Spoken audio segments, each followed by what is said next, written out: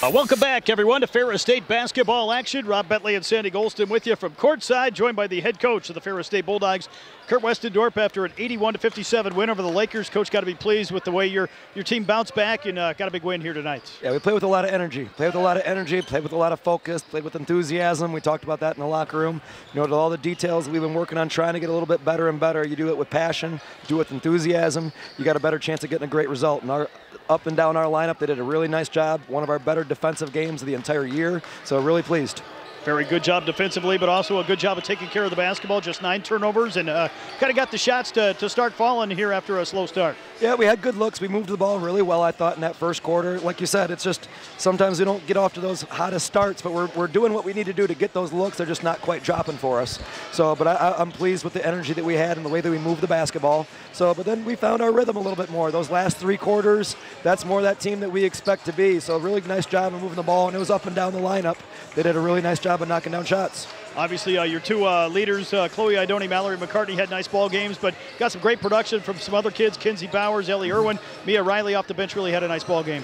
Yeah, we did a good job of just spreading the wealth a little bit. We talk about hey, our go-to player is the open player, you know, and that's a little bit cliche, but we want the ball to move to find that player because we have a lot of trust in everybody that we put in to get those minutes. You know, we have a lot of trust in all, you know, Elle stepping in, Mia stepped in and did a nice job, the 2 freshmen, as well as the returning players. So, yeah, Chloe and Mal, those are the people that we kind of rely on a little bit more. They're 2 of our captains.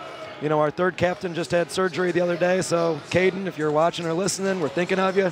You know, Maya had her surgery a few months ago. We were thinking of her when she was left and wasn't with us, but we were thinking of both of those kids. But yeah, we have people that are doing a nice job of stepping up and learning and growing, and this was another step in the right direction for us as we head to the kind of the second half of our game schedule. Obviously, you got the game kind of going at your pace, put up 81 points tonight, and really kind of made them speed it up a little bit, maybe more than they wanted to. Definitely. That was a nice job of our kids. Every time we got a stop, which is the key to getting to be able to play with some pace, is getting consistent stops. So we did a nice job of getting stops. We only gave up 6-0 boards to them, so they didn't have a lot of second chance looks. So as soon as we got the ball, we sprinted the floor. We found good looks in that transition game, and I think it did wear them down a little bit. You know, it was their first game after Christmas break. It was our 4th game after Christmas break, so a little of that plays into it. And we just always find better shots. Typically, when we could do a nice job of running the transition game, I trust our kids to make good decisions, and tonight they really did.